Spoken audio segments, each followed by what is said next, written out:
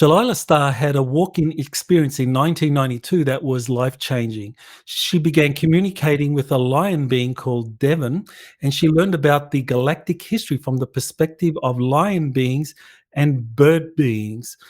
Avians. She also learned about two grand experiments on Lyra and in the Pleiades, and how they are important for understanding what is currently happening on Earth today. And we are going to learn about how we can steer between the Charybdis and Scylla of full disclosure. You are listening to Exopolitics Today with Dr. Michael Salla, your source for the uncensored truth regarding the human, extraterrestrial, global, and political agenda. Click the like button and subscribe to this channel. And now, here's Dr. Michael Salla. Well, welcome, Jelaila, to Exopolitics Today. Thank you. Glad to be back. Well, last time we had you on, we really kind of skipped over the galactic history that you were told about. So I thought maybe this time we spend a little more time on just kind of like understanding the galactic history, the grand experiment. So I don't want you to tell us about these the 45 felines or cat people that were invited into our galaxy by this founder race. Okay. Well, let's just kind of start at the beginning.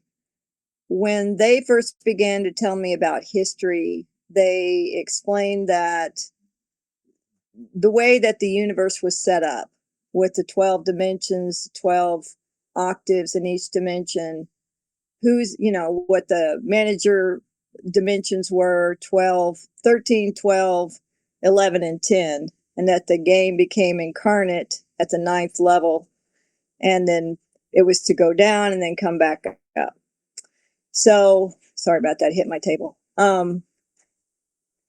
So you have a prime creator, and the prime creator is a soul that has graduated multiple soul evolutionary plans in other universes, and now is at the level that they can have their own universe and start their own evolutionary plan or game. And when we say game, we mean it as of the highest order.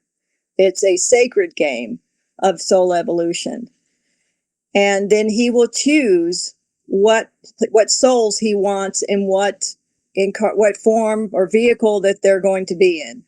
So he chose 45 from another universe that were a feline race, souls in a feline body. And then he chose 45 carrions, which were the bird people. And they came over to begin the universe with him.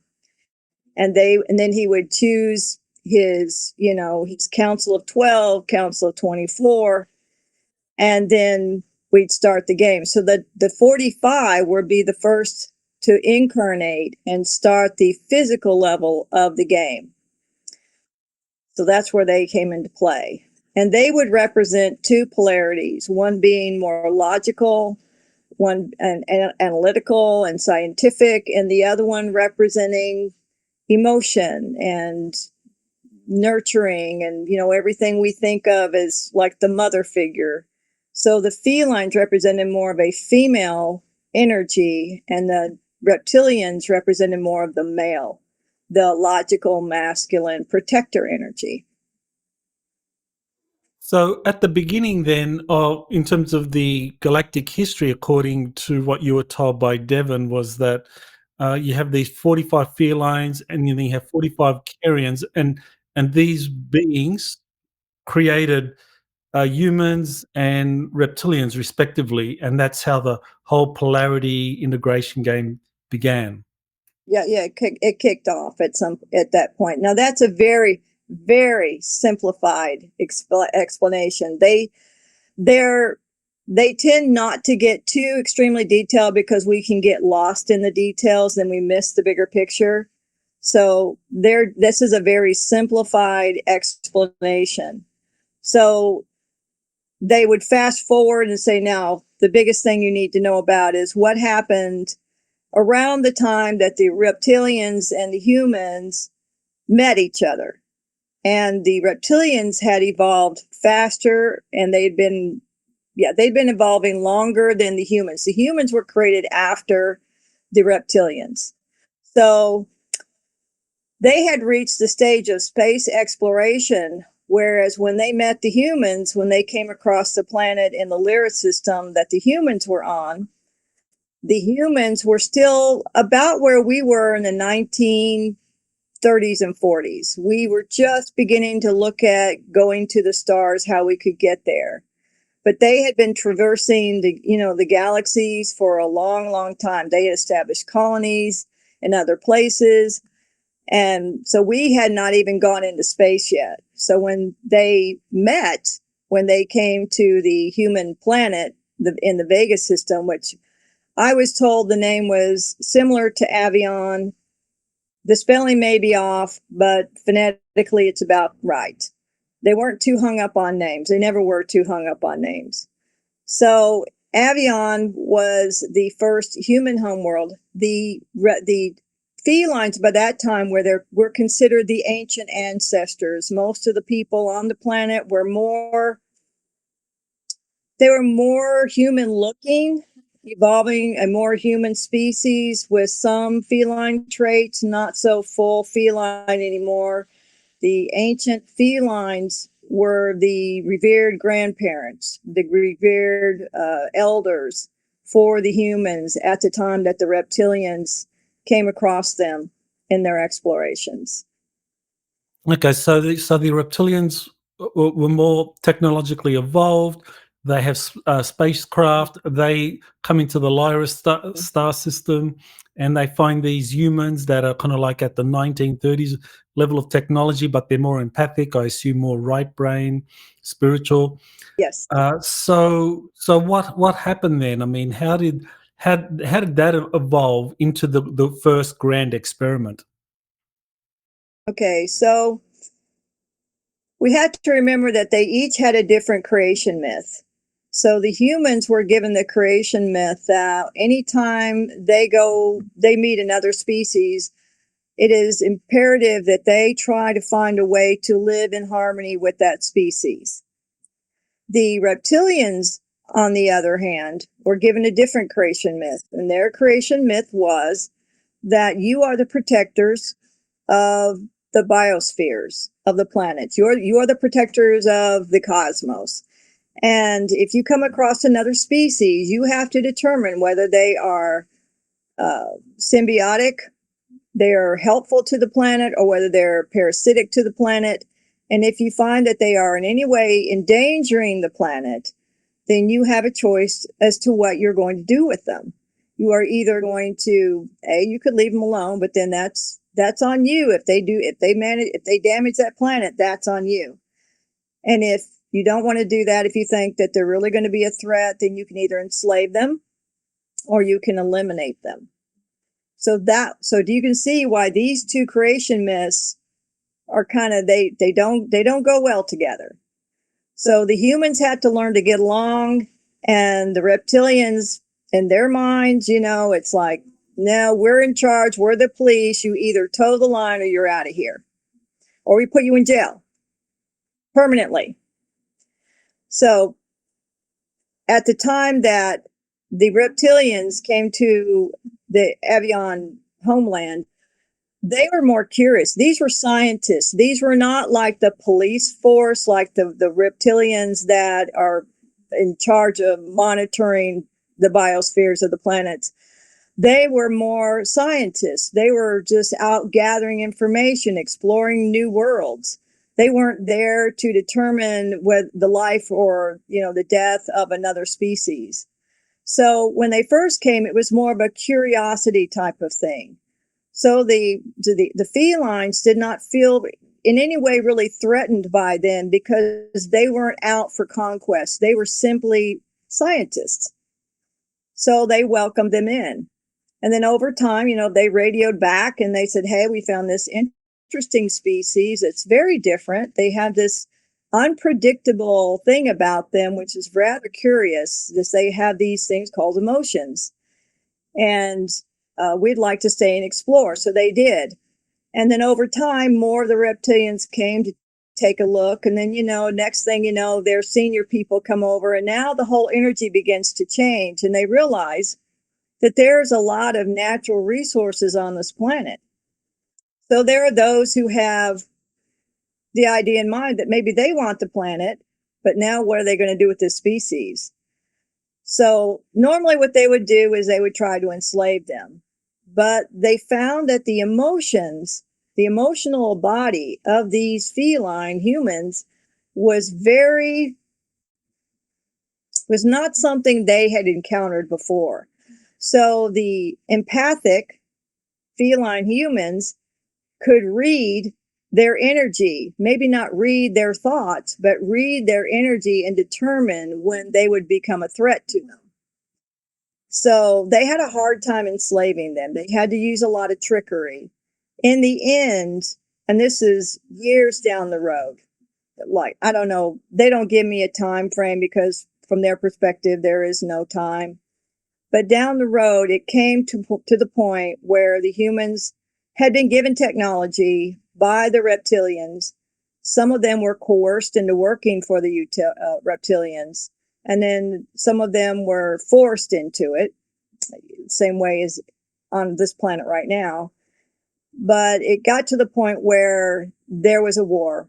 And the humans really woke up and realized that these reptilians had no interest in them continuing as a species.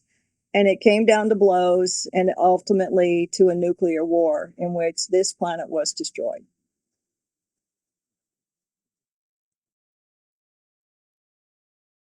Failure. Yeah, the first grand experiment on Lyra then was a failure because the humans now, if their grand myth was all about getting along with one another or with others, and the reptilians' myth was about taking care of the planet, that they're the custodians or the policemen guarding the integrity of the planet. I don't see how that could have led to a nuclear war. How did that play out in this first grand experiment? Well, there was a lot more to it. There was a ruling family. First, they infiltrated the ruling family. They got into the royal bloodlines because within these two species, you have to maintain a pure DNA line so that you always have, a base to come back to. So the royal lines of Avyon were infiltrated. There was alliance marriages. These reptilians were master geneticists, so they knew how to take a mammal and a reptile and create another species out of them. And so you had mixed race people eventually within the ruling line. And it came down to the sacrifice of the heir to the Avyon throne that occurred when the parents were gone, were basically lured away after what appeared to be they come to a place of truce with the House of Alm, which was a reptilian royal line that had intermarried into the Avyon royal line. And so they'd come to a place of peace after some battles and other wars. And so while the parents were away, there were people that took advantage of that opportunity, and they murdered and sacrificed the son of the heir to that throne. And that's when the big final battles began. And at this point, the humans, they had nuclear technology. They knew how to use it, but they were losing. And so the decision was made by the House of Avyon to destroy the planet rather than, that old adage that we'd rather die on our feet than live on our knees. Because one of the abilities of the reptilians, especially the Carians, was that they could put you in a, how do I explain this? It's like a dimensional prison. where your soul could not get out of this dimensional prison. You would not be able to evolve any further. So to free the souls on the planet, it was decided to let the planet go. And so that really upset the reptilians because they wanted the resources. But the felines, many of them had already left. They'd gone to Sirius B. The remaining ones, they were homeless. They were whatever ships they could live on, they took off and they left before the planet was gone. But it was in bad shape from all the battles anyway, toward the very end. But what could have made it successful was that the felines, they did not have discernment. They just saw the good in everybody. That was just the way they were. They had no real predators. They had no major enemies that they had come across. They had never come across the reptilians before. So they did not realize, being someone who is empathic and emotional, they did not realize the danger they were in with the species who did not express those feelings and could play on their emotions. So they needed to learn discernment. And that was a big lesson that came out of Avyon 1. Is don't always trust what you see. Listen to your gut instinct and act on it. Now, maybe you need to correct me, but I recall you saying that the disclosure process on Lyra or that grand experiment didn't happen fast enough, and that was a factor in the Civil War and in the Reptilian intervention. Yes. So, yeah, could you elaborate on why it was that the disclosure process didn't happen fast enough and how that was a problem? Well, okay, so in the first grand experiment, the royal family decided that it was best that they try to fight the war without the people. In other words, they were going to do battle with their army, using their army, but not getting the population involved. They undermined.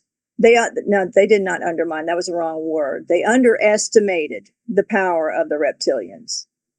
They underestimated the technological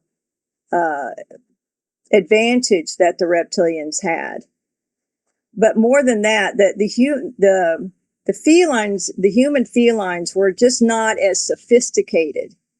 They were like when the British came to America and they were fighting the people that lived in the country. They had pitchforks, they had some guns, but they were not a trained military. But what they had was bravery. So they would rush these British soldiers knowing they'd get mowed down, but they were fighting because they had courage and they had bravery. That was kind of the way it was with dealing with the reptilians. They were way outmaneuvered by the reptilians. And so, the House of Avyon, they just did not understand that they needed to get their people on their side. They really thought they could talk to these reptilians. They could try to make peace with these reptilians. They just didn't realize what they were dealing with. Okay, so you have this civil war or nuclear war in the Lyran constellation, where the humans and the felines had created this civilization, and so they move. Some go to Sirius, others to the Sirius star system. They're refugees. They leave. Some go to Sirius, and some go to the Pleiades. And mm-hmm. You talked about the Royal Avyon house in that Lyran civilization, and that they left as well, and that then they took that kind of house and took a lot of people with them and established a new colony in the Pleiades star system. So you want to tell us about this Pleiadian kind of like grand experiment? Yeah, the second grand experiment was the one that we're experiencing those timeline events now, because that's the closest one to this one. So from what they told me, and again, I don't have a tremendous amount of detail, and the details came over a period of 10 years. So let's see, where do I want to start with this? So with that one, toward the end, because that's where they focus, toward the end, there was a big issue with AI because so we have to have some background here. The reptilians, let's go back to the reptilians for a second. The reptilians had pretty much scoped out most of this galaxy, the Andromedan galaxy, a big sector of this universe by the time Avyon 2 began to form. And they had created an artificial intelligence race that they had evolved up to the point where they began to create AI that could self-replicate, because they had all these colonies on all these far-flung planets, and especially in the Andromedan galaxy and the Andromedan system. And they you had to send parts. When they break, you have to send parts, right? So they decided that it would make a lot more sense to make them self-replicating. So they did. So you had all these AIs managing all these colonies far, far from headquarters, and these AIs were talking to each other. And eventually what was happening was that the AIs wanted to have autonomy. They wanted to be free. They didn't want to be under the control of their reptilian creators. And so you ended up in what was called by the felines, they called it the Andromedan Orion, the Orion Andromedan War. It was a war between the AIs and their creators, and the AIs won. It was the only time the reptilians had been defeated. So many of the AI races that were not as evolved were like the older AIs. So they had banded with this younger group. You would consider them wild teenagers. They were self-replicating. They could do everything. And they had all banded together to fight their reptilian masters and creators. But at the end of that, when they had won and they had their freedom, the older ones from the Andromedan system, they went back to, doing their normal thing. And they just let it be over. But the young ones, there was a group of young ones that said, no, we want to make certain that we wipe out every organic species in the galaxy and beyond, so that no one could ever make us feel that we are inferior again, that we will be the dominant species. We will just either assimilate or wipe out all the other organics. So they were called the Andromedan AI Alliance, the AAA. And they were the ones who came to Avyon 2, because during their war with their masters, they had destroyed their timeline. So they had no planet, no timeline.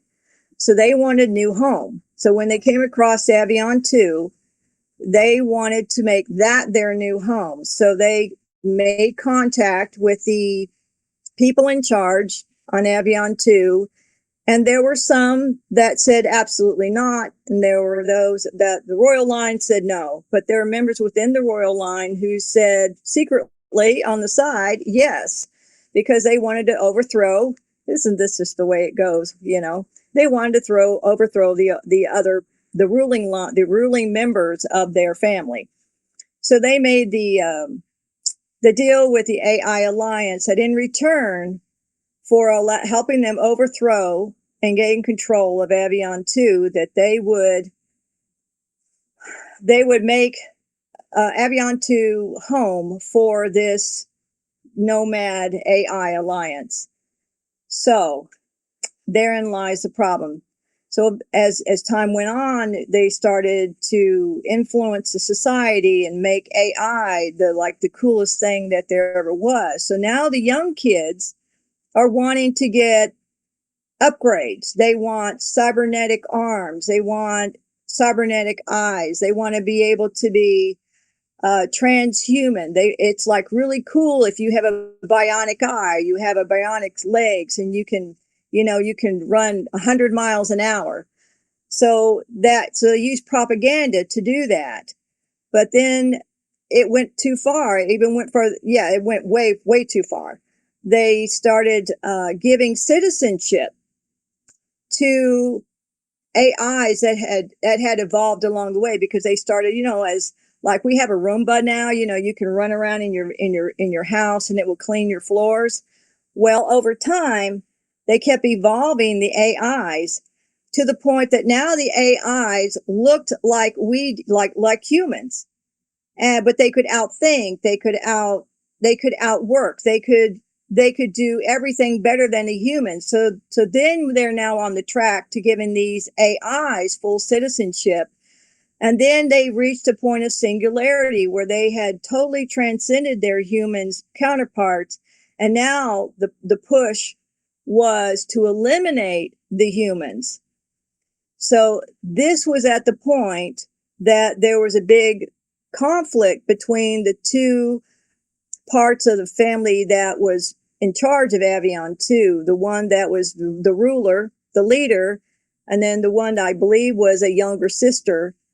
And they took out the older leader, and the sister was in alliance with the AIs, but the people were not with the sister. The people were with her brother, and it just so that it routed the military that was part of that was trying to keep the planet, trying to hold on to the planet for the humans. It routed them when they took out their leader. They assassinated the leader. And then I believe it was the military under the control of the sister who did the massive disclosure dump on the people and disclosed what had really happened. And it just went south. The people just freaked out. There was blood in the streets. They were fighting each other. It was a civil war. It was a civil war on Avyon too, as well. So when you reach civil war, it's over. The planet loses. The infiltrators win. And so Avyon 2 ended up, there were EMPs involved. The sister was found out. And see, I'm sketchy on some of these details. It's like which military? They would say, well, the military did this, or the sister did that, but they don't give me all the details of what's behind it. But here's the general piece that we need to remember, is that there was a civil war. There was a massive disclosure dump of information that was being withheld from the people, including the fact that they were feeding the humans to the AIs. They were taking them off planet as like, oh, you get to go to this ship, or you get to go here. It's going to be like you won the lottery. You get to go on this trip. But those people never came back. They were used for food. Their oils in your body lubricates the parts, the machine parts.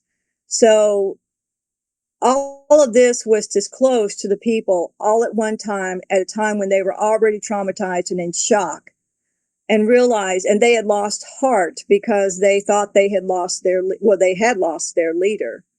So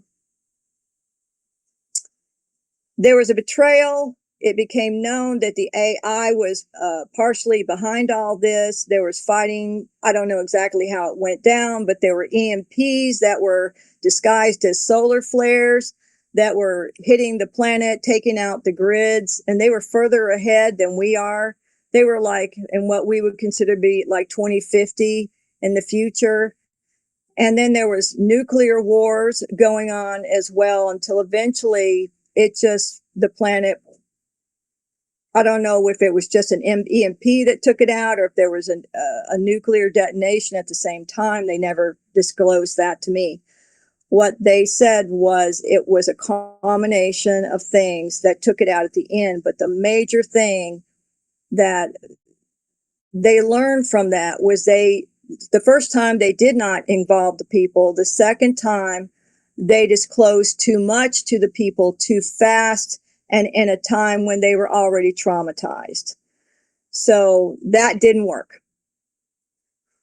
Disclosing too much too quickly can also lead to a catastrophic breakdown of civil society and civil war, and of course a nuclear catastrophe.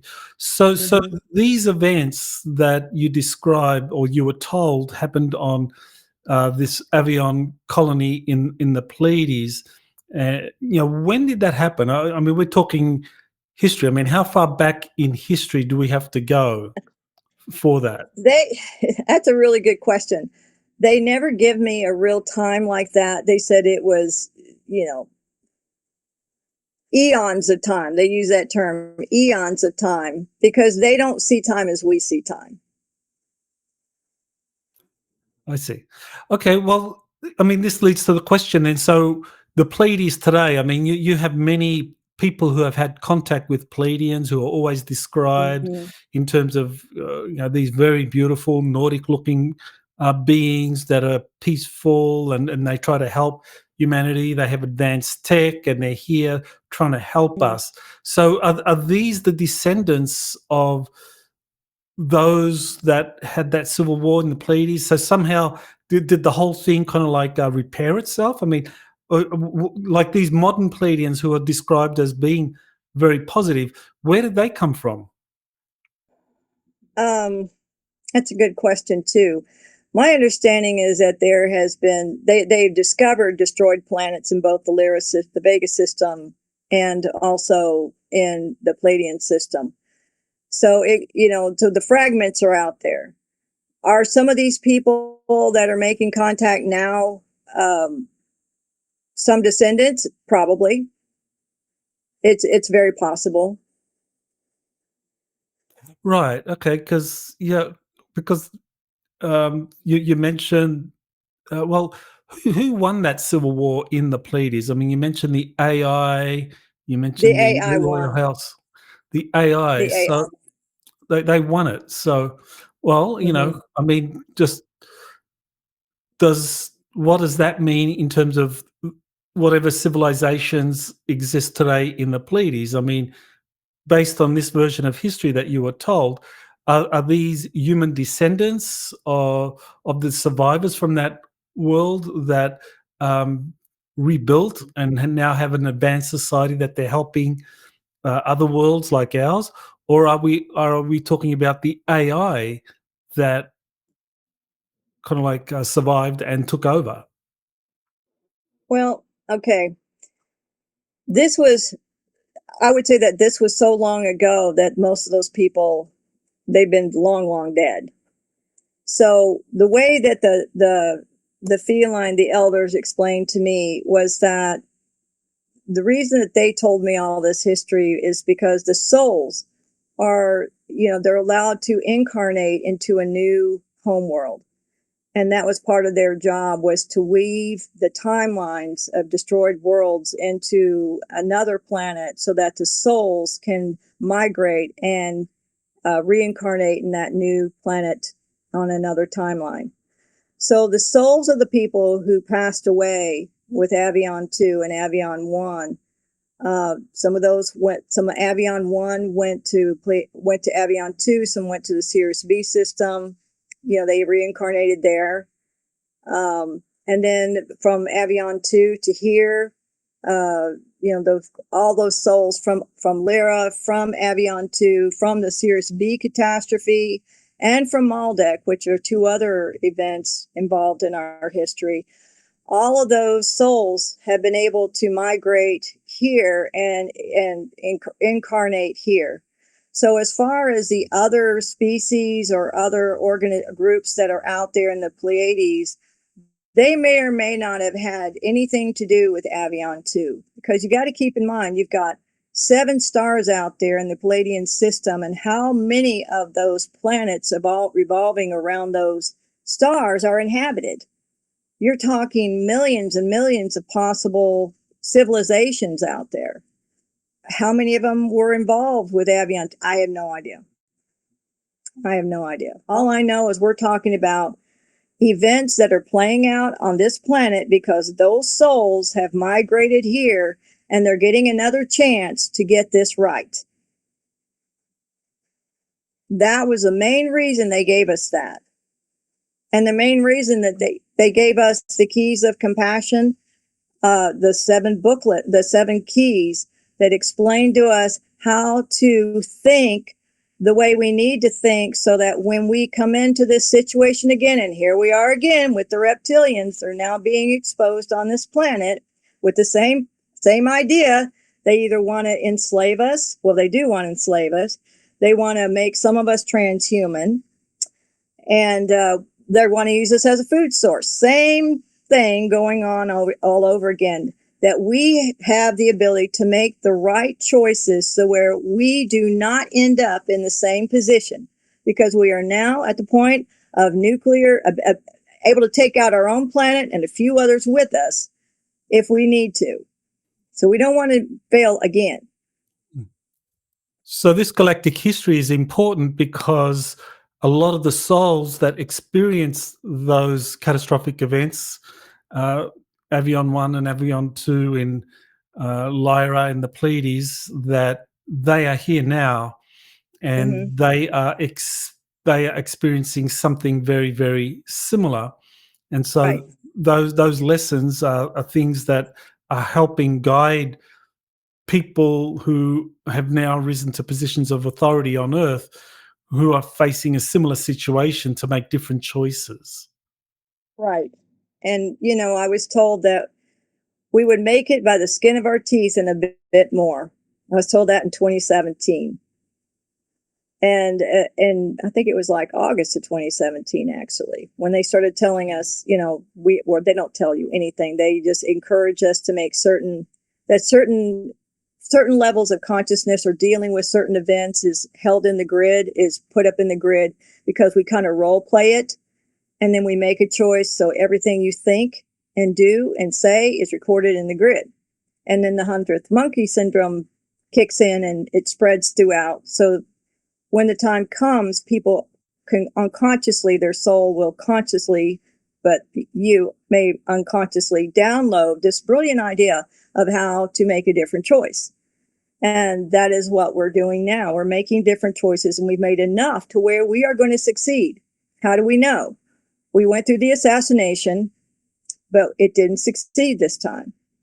We went through the summer of blood, and we did not have a civil war. We are past that timeline event now, because now we're into September.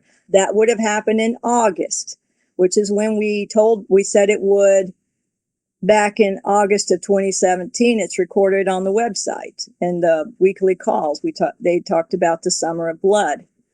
The next thing that's going to happen is going to be the telling the truth about the child sex trafficking. And then after that, you're going to see disclosure of a fake alien contact that may or may not include the Andromedan Android Alliance, who you were wondering what's the connection there with what happened in Avyon 2 and Avyon now. Back in 2004, I was guided to go do a workshop in Colorado Springs. I had never heard of NORAD, didn't know, didn't care, but we ended up at a facility right at the foot of NORAD where we were doing the workshop.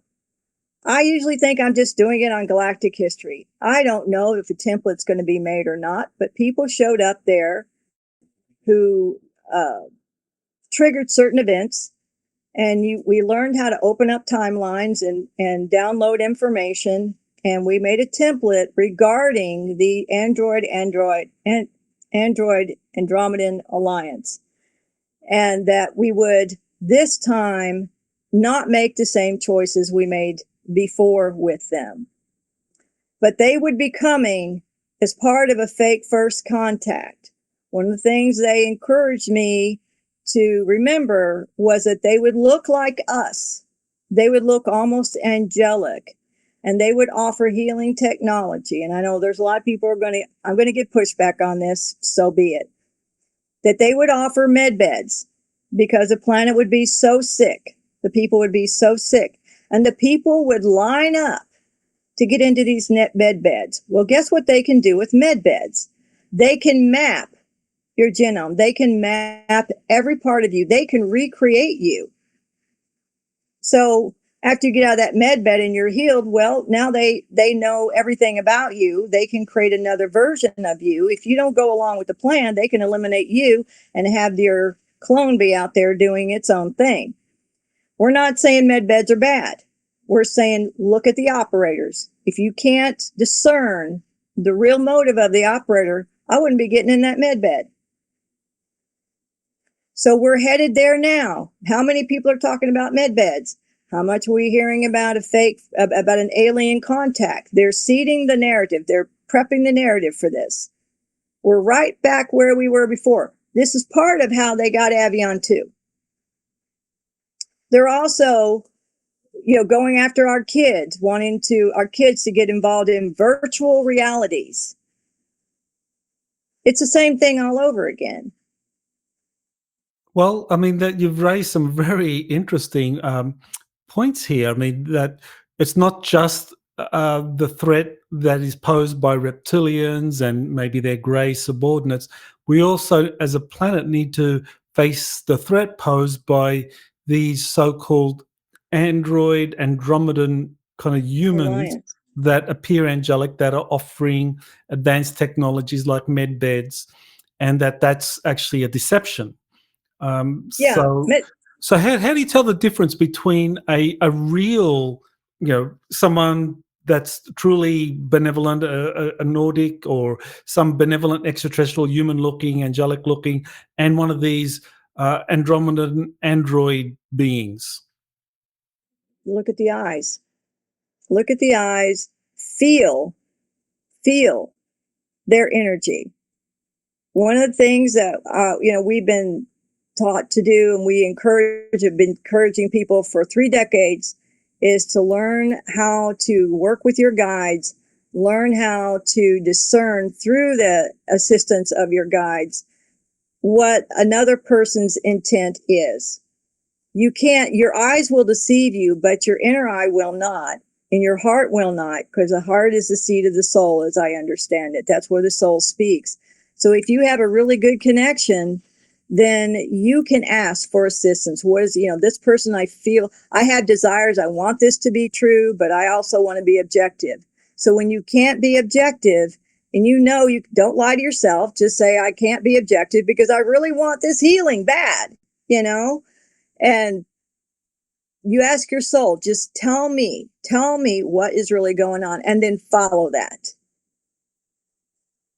And if it's not what you want to hear, then another door will open and you'll get your healing in a different way. Now, I mean, you've mentioned those earlier 2 grand experiments and how disclosure happened too quickly or too slowly. So on Earth at this time, right now, people are saying, bring it on. We want disclosure. We don't want to wait anymore. We're too impatient. We want to heal, the diabetes or whatever. So based on what you're saying, that's actually pretty naive and dangerous, that we need to proceed cautiously and develop our spiritual awareness and our discernment so that we can tell the difference between the genuine ETs here to help us as opposed to those that are trying to deceive us. Yeah, they're so sophisticated. It's really hard to tell the truth, but you will feel, if you can discern and stay objective, you can discern what their real intent is. And if they're going against the prime directive, if they're interfering under the guise of helping, that's not a good, that's a sign that you might want to, think twice about those people. What I was told was this: we have the ability to save ourselves. We have a divine destiny as a species. We are the golden children of this universe. We have all the DNA codes. We have the living library. We are the living library of DNA codes. We have the ability to save ourselves, to see through the deception, to take them out of power, not eliminate them completely. Wiping out the other side is not the answer. That's not integration.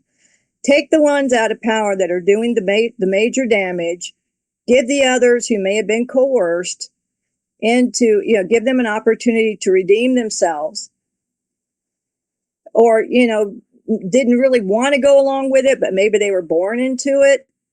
Give them a chance to redeem themselves, and do everything legally and lawfully and reclaim this planet. And then we will heal. We have the technology, whether it's galactics who gave it, or a lot of it did come through galactics, but We have the ability to build the devices, use, scalar wave technology to heal our bodies, to heal our planet, to heal our air, to heal our water, to clean up our food supply. We have the ability to do all of this. And if we do this, then we have fulfilled our divine destiny as galactic peacekeepers, which means we can go out into this galaxy and we can hold our heads up as a relatively young species, considering, and we will have the respect of other species because we learned how to save a planet without destroying it, with having a balance of emotion and logic. We learned how to integrate with a species that was far superior to us in certain ways, but we were far superior to them in other ways. Meaning that we, our spirit, our divinity, if you will, is unique for us because we have these emotions. We are the poster children for creation. They cannot create the way we do. They program us to create for them. So we can use this fabulous ability that we have to create a better world and to turn around and help others do the same. We can show them how, and they will listen to us because we did it. We didn't destroy our planet when we were almost taken over. We were almost completely duped and enslaved. But at the last minute, we pulled it out by the skin of our teeth and a bit more. So who's doing that, helping us escape this danger of, whether we're talking reptilians, whether we're talking these kind of android Andromeda alliance, whether we're talking about the gray kind of hybrid agenda, who is it amongst us, or what organization amongst humanity is helping us escape that fate? I mean, is it just a general across the board awakening of humanity, or is it like white hats in the military, like the US Navy, the Solar Warden program? I mean, who in particular is helping us as a planetary civilization not succumb to these different ET threats? I think it's a combination. It's a combination. I know we came and played our small part just seeding the grid with, a different way of dealing with events that we knew were coming down the road. And then there's other groups out there that are helping. There's the military that's helping. There's a worldwide alliance of, powerful people on this planet who want to see this planet survive and get out from under these reptilians that are, trying to take over our planet. Because so it's a combination of people. That's my answer. It's a combination of groups. Are there some galactics? Probably. I mean, the Nibiruans don't consider themselves, it's kind of weird, as part of the galactics, even though they are very clear that they represent the Galactic Federation of Worlds, not the Confederation, not any Galactic Federation of Light. Nope, that's not them. They are an ancient elders representing a Galactic Federation of Worlds, which I understand is a very, very old federation compared to some of other federations. Not that these other federations aren't real. There's multiple federations. It's like you have, multiple different groups out there that have banded together for different purposes, and they call themselves a federation. It's very common. There's not just one, but I work with the ones from the Galactic Federation of Worlds. So they're helping in their own way. They have other people down here besides me doing different things. I know of some of them. I don't necessarily have not necessarily made contact with all of them. I think it's good that we all each do our thing. That way, when you're doing research, my material is not something I read from them. So I want to maintain a pure source. So it's a combination, Michael. Right. So this Galactic Federation of Worlds that you or the Nibiruans are connected to, I mean, they are genuinely galactics, that they are genuinely trying to help humanity. There's no deception. but some of these other groups out there, whether it's the Confederation of Light or someone else, some other group calling itself Federation, that they are actually part of this Andromedan Android alliance, which are the deceivers. Would that be right? Well, I can't say that. I don't know for sure. I don't study those groups. I don't know, but if they're for pushing full disclosure, I'd be concerned. If they're trying to come in here and rescue us, I'd be concerned, because that would take away our opportunity to fulfill our divine destiny of doing it ourselves. So I would look at, and I really don't like to go down this path, but I will just say this. If you come across a group and you're wondering, what are their principles? What are they standing upon? Do they feel like they have to rescue us? All right. We can rescue ourselves. Do they feel like they need to, heal us? Well, we will have the ability to heal ourselves. Any group out there that is wanting to take away any opportunity, or they feel like we are not capable of taking care of ourselves, reclaiming our planet, and fully stepping into our power, and they're always going to want something in return. I look for the ones who are trying to give us tools to do it for ourselves. It's like that old saying, you can give a man a fish and you can feed him for a day, or you can give him a fishing rod and he can feed himself for a lifetime. They want to give us a fishing rod. We need to be discerning in terms of what's the agenda of those ETs that are interacting with us. I mean, if they want to bring about disclosure where they're like, okay, we're giving you all this advanced tech to solve all your problems on the planet, or we're here to save you or to heal you, then we need to be suspicious. But if they're kind of working behind the scenes, kind of like empowering or seeding advanced knowledge or technologies, then they're likely to be part of this kind of positive group. Yeah, they're not going to violate the Prime Directive. They're not going to take and do it for us. I mean, how can we hold our heads up when this is over? And the galactic community, if someone had to come in and save us. Okay. Well, this takes me to the role religion is going to be playing in terms of disclosure. I mean, we know, as far as the major religions, Christianity, Islam, say Hinduism, Buddhism, each has their own take on the gods or the supreme god or the Messiah, and each also has their own take on a second coming. Whether it's the second coming of Jesus or the second or Isa, or the Mahdi in Islam, or Maitreya in Buddhism. So, I mean, with full disclosure and religion, do you think some of these ETs, or maybe even the deep state in collaboration with some of these deceptive ETs, are going to stage a fake second coming? Well, it's possible. I mean, they're going to throw everything, including the kitchen sink, at us. So, using Project Bluebeam, they would probably try to do that. Whether the Andromeda AI Alliance is part of that, I don't know. We may have shifted that a little bit, but we'll see. They may try to do a second coming. I think what is hoped for from upstairs is that the second coming is an awakening of the people.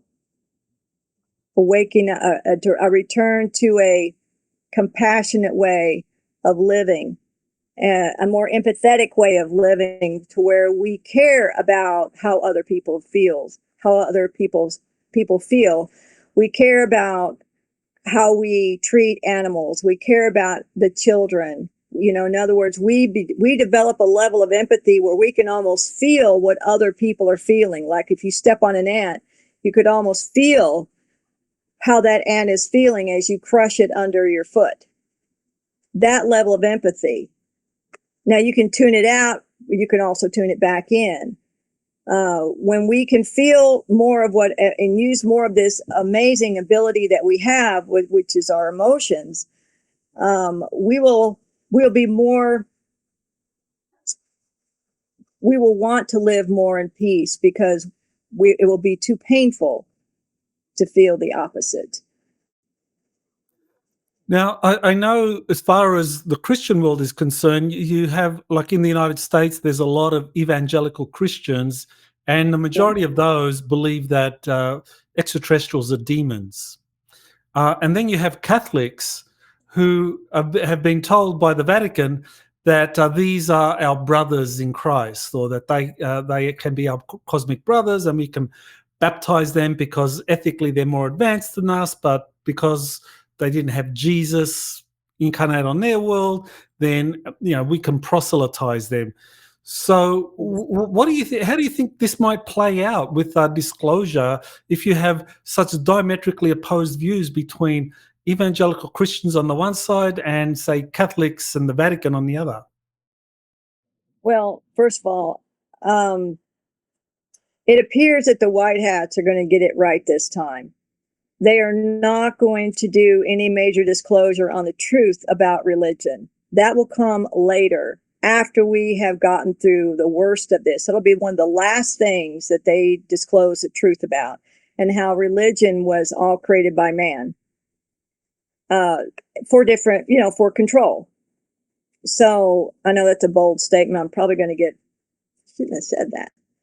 But anyway, that will be one of the last things, hopefully, that comes out, because it will be able to be received without totally flipping people out, because so many other areas in which we had been fed lies will have been disclosed, and we will have had to, eat those parts of the elephant first. And then it's like, okay, this will be like nothing new. So we realize that, we were lied to about religion. We were lied to about this. We were lied to. It will be one of the last things, because the reason I'm saying it's going to be one of the last things, hopefully, is because the whole movement to save the planet is underpinned mainly, especially in the U.S., by a belief in Jesus, by a belief in a higher power. And we need to keep using that vehicle to motivate people and keep them moving forward. If they don't have their religion to fall back on, they will lose hope very quickly. And that's when we become most vulnerable to being routed. So I don't think that they're going to be able to get away with doing a fake second coming, because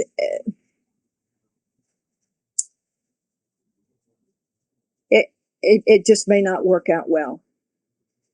Okay. Well, I know that just a couple of weeks ago, there was a story that the Shroud of Turin was confirmed to be 2,000 years old, and so many people believe that the shroud has the DNA of Jesus. And I remember interviewing Stuart Swerdlow, and he said that that there was a plan to create a clone Jesus based on some DNA that they were able to extract in time travel experiments, and so that they have this plan to do that. But you're saying that that's going to happen later, and it might not happen at all if the White Hats do the disclosure process properly.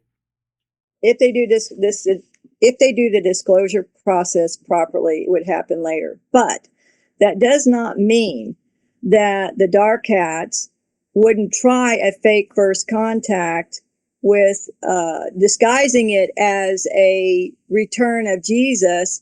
Remember when we talked before, I said that the first contact that we get, they would look like us and almost look angelic. So it could be that Jesus and his angels would be arriving through a blue beam operation, and they would want the people to take this vax or take that vax or do this or do that. And the people would be so swept up in it, and they would be so desperate for Jesus to return to save them, that they would go along with the plan. So it is possible they will try that. But hopefully the white hats will stop that. We'll see. Well, yeah, I mean, when we're talking about white hats, then, I mean, right now there are people that say that we're in the midst of a show, that all the political drama around us, what happened with the 2020 election, the collapse or the replacement of Joe Biden at the last minute as the Democratic candidate, that all of the kind of like crazy things that have been done over the last 3 years, like the illegal immigration and the kind of like American cities. So I want to ask you about the 2024 election that's coming up. Now, there's a lot of people that are saying that what we've been witnessing is like a show that's designed to wake people up. All of the crazy things that happened over the last 4 years with the election and with with the vaccine and with the cities kind of like disintegrating with crime and, of course, the illegal immigration. All of that's designed to wake people up. So with this 2024 election, how important is that? And especially when it comes to disclosure, does it make a difference if Trump is elected or if Harris is elected? What's your view on that? Oh, man. I mean, it could go 2 or 3 different ways, but I think that if Trump is not elected, you're going to see a lot of chaos in the streets, because it will certainly take the wind out of the sails of the patriots who are trying to save this planet. So I think you're going to see some disclosure ahead of time. Here's what I look at to figure out what they're doing. I look at what's being put out there in the narrative, arena. What are they prepping for? So if you hear the same thing over and over again, then that's part of, they're prepping for a certain event. So lately, I don't listen to Donald Trump's speeches. They're pretty much the same thing each time, but he does drop certain bombs, if you will, or comms. And one I noticed recently, he started talking about the sex trafficking of children.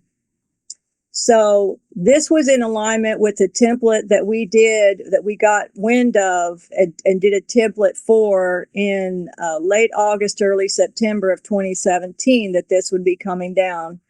But we didn't know when. We just knew we had to do a template for something in the future. It was always in the future. So now we see that coming to the fore. So you're going to see some disclosure about that now. And then you're hearing more and more about AI. So that's coming up. Project Bluebeam. We're hearing more about Project Bluebeam. So these are all narratives that are being prepped now for, the public to be able to digest that this is going on in the world. So I can't say how that election is going to go, but I can say that we're going to see more disclosure ahead of time. So if it doesn't happen, there'll be a very good reason, and the people who are fighting for this planet will not freak out, will not go into a civil war, will not retaliate. If Kamala Harris gets in, I'm not saying that she will, but if she would, it would have to be the white hats, the patriots would have to be so awakened and aware that this was all part of something greater, and they would have to have a lot of faith that there's a plan at play and that it's only temporary and that something big is about to be disclosed. But I don't see them necessarily taking that kind of risk. I don't see the white hats taking that kind of risk. I think that if there is an election that actually happens, Trump will go in it'll be a landslide. But keep in mind that the number one thing that we still, even though we're past that timeline event, there's always a risk that we'll just have way more chaos than what we had planned, because we don't know exactly what the deep state is going to do as they get further on the losing side. We just have to keep our wits about us and not allow ourselves to be emotionally provoked into making choices that we will regret.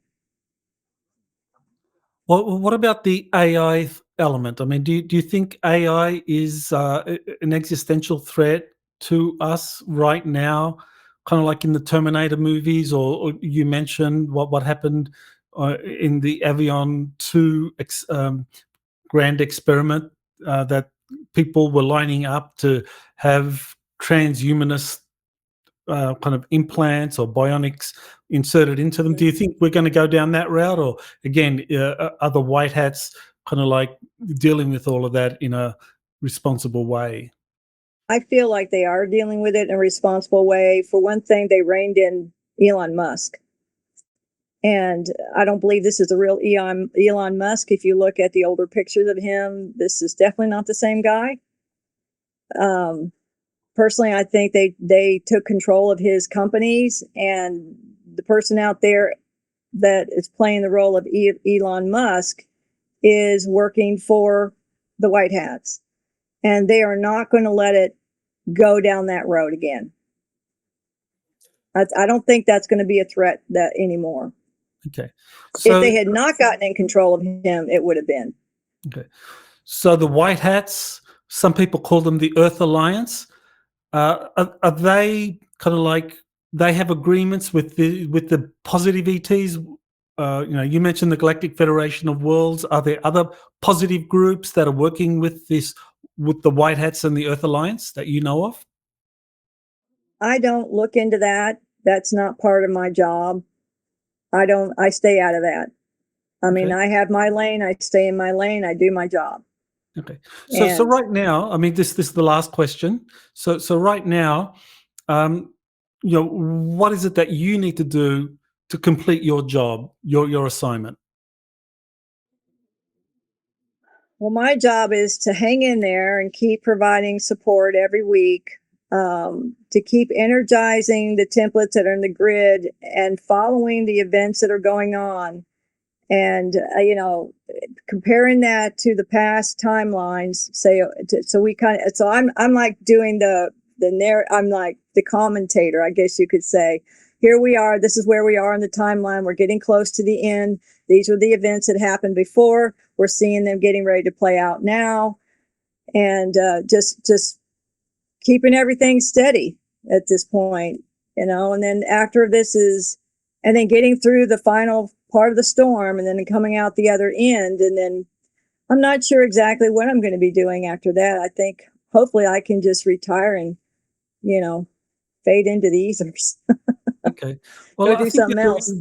I think you're doing a great job in kind of raising awareness and helping people develop discernment. That's very important, and not to jump too quickly down whatever kind of like cosmic candy that's being offered to us by any ET group. That we've got to be very careful in terms of what we accept, and that the bottom line is that a positive ET group is going to be one that kind of like helps us to free ourselves, as opposed to like coming in and like, hey, we're rescuing you and here's the advanced tech to solve all your planetary problems. So I think that's very helpful that you're making people aware of that. Right. And, one thing I want to make certain that I share with everybody is that the history does not really matter if you don't develop the consciousness to change. That consciousness is the crux of the work. They only told me the history so I'd understand why I needed to learn a higher level of operating in a 3D world. So what they gave me, the ability, the DNA recoding about reconnecting the 10 strands, which we can talk about, if we do another call and we want to talk about the Nibiruans and their activities on Earth, when they disconnected 10 strands and why. And so the DNA recoding, and then learning how to think like a creator being, a creator God in a human form, and develop what they called God consciousness. That was the most important thing, because with that, we can choose a different route, because we will be thinking like a creator God in a human form rather than a victimized 3D polarized human who can only make choices based on being a victim or a perpetrator. So you want to tell people about your website, your book, We Are the Niburians, and any events you got coming up? I have no events coming up. I do have a weekly call. It's called the Compassion Creator Call. It's free to join every Monday night. You can get the information on our website. And I have 2 books. The first book was written in 1996 at the beginning of my first mission. It gives the information about DNA recoding and a kind of skeletal overview of galactic history. And then the second book I wrote was in 2007 at the end of the first mission. It has a fleshed out version of the galactic history, but it is also a good roadmap or handbook for somebody who is a starseed on a mission or a walk-in, to explain how missions are fulfilled, from being awakened to your basic training, intermediate training, and then, you go into advanced training, and then you go into pre-launch, and then you launch into your mission, and then how assignments are given out. How do you determine, what the assignment is? And then how do you fulfill it? All of that is written in that second book. And then the most important thing is those 7 booklets, the Keys of Compassion, because those are all the principles that they taught me that enable you to learn how to integrate. That doesn't mean that you become one. You maintain your individuality as a species, but you learn how to live in harmony with another species. So it's called harmony and diversity. And that is our goal. That's what we have to become to be able to be galactic peacekeepers, because we have to be able to teach other species how to live in harmony and diversity rather than trying to wipe each other out. That is very important. And I remember reading the Keys of Compassion 20 years ago, and I was very, very impressed by those, and I need to reread them again, and I do recommend people to read those and to visit Jelaila's website, niburiancouncil.com, and read her books and material. And thank you, Jelaila, for again just giving us a wealth of information and educating us about galactic history and what it means today. You're welcome. Glad to have been here. You have been listening to Exopolitics Today with Dr. Michael Salla. Please remember to like, share, and subscribe to this channel. Join or start a conversation in the comments. Take the time to explore the vast library of best-selling books, webinars, and podcasts by Dr. Salla. Visit exopoliticstoday.com.